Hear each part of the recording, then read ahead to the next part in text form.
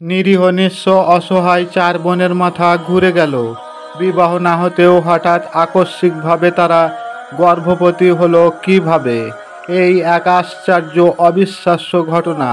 বৃদ্ধা মায়ের চারটি নিরীহ কন্যা সন্তান, অতি ভদ্র সৎ ও নামাজি কন্যা, অথচ তাদেরকেই গর্ভবতী করলো কে? এই ভয়ঙ্কর কালো খারাপ কাজের পিছনে যে অমানুষটা রয়েছে তার পরিচয় শুনে আপনারও গায়ের লোম দাঁড়িয়ে যাবে। চার কন্যা সন্তান জন্ম দেওয়ার পর বাবা এই দুনিয়া থেকে পরলোক গমন করলো। তারপরে বিধবা মায়ের সন্তানেরা অনেক কষ্টে বড় হতে থাকে। কিন্তু এই নিরীহ সন্তানেরা সিয়ানা হতে না হতেই হঠাৎ করে মা দেখলেন বড় মেয়ের তো বিয়ে শাদিই দিইনি, তাহলে গর্ভবতী হলো কি করে? এই এক অবাক কাণ্ড। পাড়া প্রতিবেশীর মধ্যে হইচই চাঞ্চল্যকর সৃষ্টি হয়ে গেল। আর এই জঘন্য কাজটি যে অমানুষ করেছে তার পরিচয় জেনে আপনারও হৃদয় অন্তরাত্মা কেঁপে উঠবে এবং আপনার নিজের লোকের প্রতি বিশ্বাস উঠে যাবে। বড় মেয়ের একদিন শরীর খারাপ হওয়ায় বৃদ্ধা মা ডাক্তারের চেম্বারে নিয়ে গেলেন। ডাক্তারবাবু চেক আপ করে যখন বলে উঠলেন, আপনার বড় মেয়ে তো মা হতে চলেছে। এ কথা শোনা মাত্রই বৃদ্ধা মায়ের মাথায় বজ্রঘাত পড়ে গেল, বুক ছিঁড়ে চৌচির হয়ে গেল। এটা কি বললেন ডাক্তারবাবু? আমার মেয়ের তো বিবাহই দিইনি, তাহলে গর্ভবতী হলো কি করে? বৃদ্ধা মা তখন নিজের মেয়েকে বকাঝকা করতে লাগলো।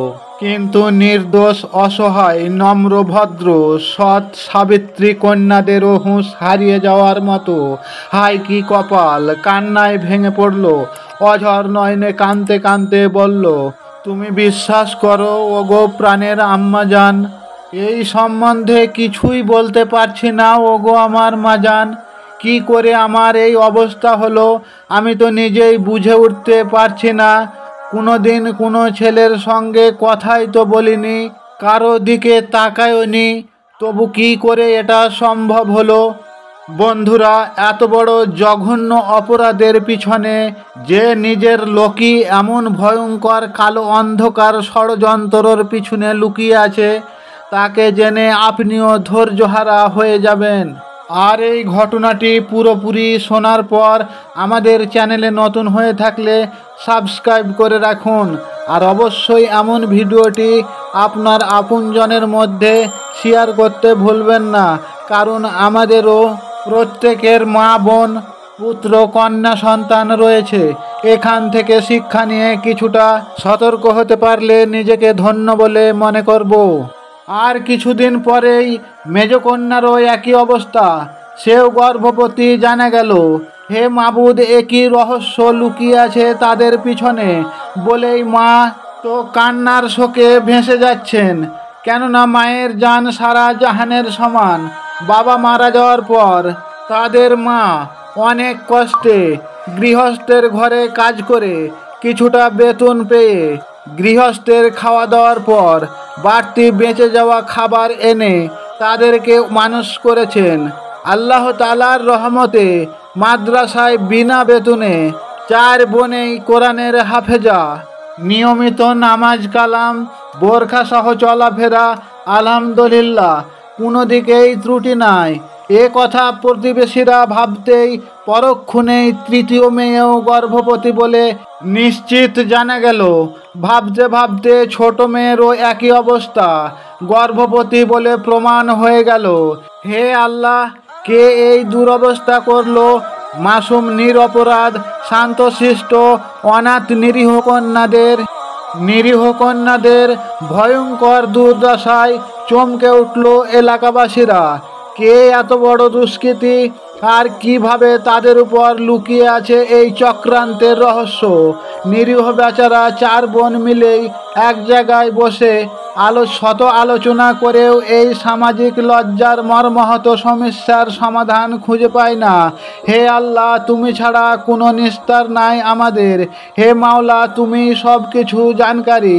আমাদের চরিত্র সম্বন্ধে আমরা কিছুই বুঝতে পারছি না মাওলা, তুমি উদ্ধার করো। এদিকে যে রাত্রিবেলায় তাদের নিজেদের আপনজন ভয়ঙ্কর জঘন্য পরিকল্পনার ষড়যন্ত্রে লুকিয়ে রয়েছে যে ব্যক্তি, তা শুনে আপনিও অবিশ্বাস্য হবেন। এই অবিশ্বাস্য জঘন্যতম অপরাধীর শাস্তি অবিশ্বাস্য রূপেই প্রেরিত হবে। মনে রাখতে হবে, আল্লাহ তাআলা ছাড় দেয়, তবে কখনোই ছেড়ে দেয় না। এদিকে বৃদ্ধা মা সারাদিন কেঁদে কেঁদে বাঁচে না, বুক ভরা কান্না নিয়ে হাজির হলেন সেই সমকার বাদশাহর দরবারে। কিছুই না বলতে পেরে শুধুই চুপচাপ দাঁড়িয়ে আছেন সেই রাজ দরবারে।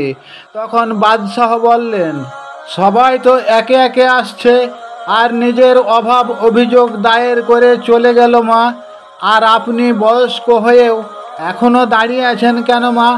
আপনি কি সমস্যা নিয়ে রয়েছেন তা বলুন। তখন বৃদ্ধা মা কাঁদতে কাঁদতে বাদশাহর পায়ে লুটিয়ে পড়ে সমস্ত ঘটনা খুলে বলল, বাদশাহ নমদার, আমার নিষ্পাপ মেয়েরা লজ্জায় সমাজে মুখ দেখাতে পারছে না। আমার চারটি মেয়েকে কে গর্ভবতী করে দিল, আমার এই অভিযোগের বিচার করিয়ে দিন। বৃদ্ধা মায়ের এই আশ্চর্য কথা শুনে বাদশাহ একেবারে কেঁপে উঠল আর বলল, সেনাপতি, এ কি আশ্চর্য ঘটনা শোনাচ্ছে বুড়িমা? আমার রাজ্যে এরকম অমানবিক ঘটনা ঘটবে, আর এটা আমি কখনোই বরদাস্ত করব না। সেনাপতি, তুমি এই ব্যাপারে যথেষ্ট গোয়েন্দা লাগাও। কোনো মানুষ না হলে তো এই চারটি মেয়ে এমনভাবে অবান্তর গর্ভবতী হওয়ার কোনোই অকারণ হতে পারে না। এই ঘটনার পিছনে নিশ্চয়ই কোনো ষড়যন্ত্র কাজ করছে বলেই বাদশাহ নমদার বৃদ্ধা মায়ের একজন মেয়েকে ডেকে জিজ্ঞাসা করলেন, কোনো মানুষ ছাড়া তো গর্ভবতী হওয়া সম্ভব নয় রে মা, তবু তোমরা কারো নাম বলছো না কেন? মেয়েটি কাঁদতে কাঁদতে বলল, হুজুর, বিশ্বাস করুন, এই ব্যাপারে আমরা চার বোনেই কিছুই বলতে পারছি না হুজুর। আমরা কাউকে বা কোনো ছেলের সঙ্গে তো কথাই বলিনি, জানিও না যে কিভাবে আমাদের এই দুর্দশা ঘটলো। একমাত্র আল্লাহ পাক ছাড়া আমরা কিছুই বলতে পারছি না হুজুর। তখন বাদশাহর বুদ্ধিমতী সেনাপতি বলে উঠল, বাদশাহ নমদার, আপনি এই ব্যাপারে আর বিচলিত হবেন না, আমাকে মাত্র 2 দিন সময় দিন। আর বৃদ্ধা মা, আপনি আপনার মেয়েকে নিয়ে নিশ্চিন্তে আপনার বাড়িতে থাকুন। এই রাজ্যের ভারাপণ্য আমাদের হাতে, আর কোনো কৌশলেই যে কি করে অপরাধীকে ধরতে হবে তা আমার ভালো করে জানা আছে। বলেই পরের দিন রাত্রিবেলায় বাদশাহর সেনাপতি এক প্রকৌশলী বুদ্ধি বের করলো।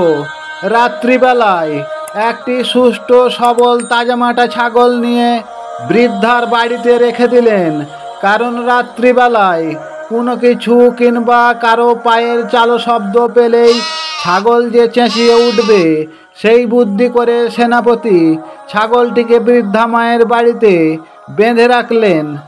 আর এদিকে সেনাপতি চাতালে একটি বিছানা করে জেগে বসে আছেন। আর ইতিমধ্যেই গভীর রাত্রি হতে না হতেই এইবারে বৃদ্ধা মায়ের বাড়ির ভেতরে ঢুকে পড়ল এক ব্যক্তি। পায়ের সাড়া পেয়ে ছাগলটিও 2-3 ডাক দিয়ে দিল। আর সেই ব্যক্তি যেন আস্তে আস্তে মহিলাদের ঘরে ঢুকে পড়ল। সঙ্গে সঙ্গেই তার যেন অন্যায় আচরণের ভাবমূর্তি দেখা মাত্রই সেনাপতির মাথা গরম। গম্ভীর স্বরে বললেন, এ বেটা, বেরিয়ে আয়, আজকে তোর পাপ পুজে গেছে। এদিকে অসহায় চারকন্যা অজ্ঞান হয়ে পড়ে রইল, কিন্তু সঙ্গে সঙ্গে পাপিষ্ঠকে দেখে সেনাপতির হৃদয় কেঁপে উঠল। বন্ধুরা, এই পরিচয় বলতেই অবিশ্বাস্য লজ্জা। শুনে আপনারও বুকটা কেঁপে উঠবে। সেই জঘন্য ব্যক্তি আর কেউই নয়, এই গর্ভবতী কন্যাদেরই আপন ছোট চাচা। নাউজুবিল্লাহ। এইবার বেটাকে ধরে নিয়ে সেনাপতি বাদশাহর দরবারে হাজির হয়ে গেলেন। হাজির হওয়া মাত্রই জুড়ে দিল বেধড়ক পিটুনি। বল শয়তান, কিভাবে এই নিরীহদের এমন দুর্দশায় ফেলেছিস? কিন্তু মারের নাম বাবাজি, সত্য কথা বলতে হয়ে গেল রাজি, যে আমার বড় ভাই মারা যাওয়ার 2 বছর আগে থেকেই আমার ভাতিজি বা ভাতৃকন্যাদের যখন সুমসাম রাত্রিবেলায় ঘুমিয়ে যেত, তখন আমি ওই কন্যাদের মুখে ওষুধ শুকিয়ে দিতাম। ঔষধ শুকিয়ে দিয়ে অজ্ঞান করে তাদের সঙ্গে খারাপ কাজ করতাম। কিন্তু তারা চার কন্যা আদৌ কোনোদিন এই ব্যাপারে জানতে পারতো না, কারণ তারা তো অজ্ঞান অবস্থাতেই থাকতো। আর এইভাবে অনেক দিন চলতেছিল। ইদানিং তারা গর্ভবতী হয়ে গেছে। আর বলা মাত্রই আরও জুড়লো পেটনি। পেটাতে পেটাতে একদম নাজেহাল মরণাপন্ন অবস্থা। বাদশাহ ছিলেন নাছোড় বান্দা, হুকুম জারি করে দিলেন যেন ভবিষ্যতে কোনো শয়তান এই জঘন্যতম অন্যায় করতে সাহস না পায়। সমস্ত রাজ্যবাসীর সামনে একে কাঠের আগুনে পুড়িয়ে ছাই করে আল্লাহর মহাশাস্তির বিচারে হাবিয়ে দোজখে পাঠিয়ে দাও। বলা মাত্রই সেনাপতি বিশাল কাঠের কুণ্ডলিতে আগুন ধরিয়ে সেই আগুনে তাকে নিক্ষেপ করলো। আর সঙ্গে সঙ্গে জঘন্য পাপিষ্টর দেহটা পুড়ে ছায়ের সঙ্গে বিলীন হয়ে গেল। এইবার পড়ে রইল আরেকটি বড় কাজ, চার কন্যার জীবনের দায়ভার। তাই বাদশাহ অবিবাহিত সেনাদের ডেকে বললেন, এই চারজন নির্দোষ অসহায় কন্যাদের যদি তোমরা কেউ চারজন বিয়ে করতে চাও, তাহলে আমার তরফ থেকে তোমাদের থাকবে বড় পুরস্কার। বলার সঙ্গে সঙ্গে চারজন যুবক সেনা হাত তুলে দিলেন। আর সবই তো আল্লাহরই নীলাখালা, লিগু শেয়ার খোদা খাল। ভিডিওটি কেমন লাগলো কমেন্টে অবশ্যই লিখে জানান। আপনজনদের দেখার জন্য শেয়ার করে চ্যানেলটি সাবস্ক্রাইব করুন। আসসালামু আলাইকুম।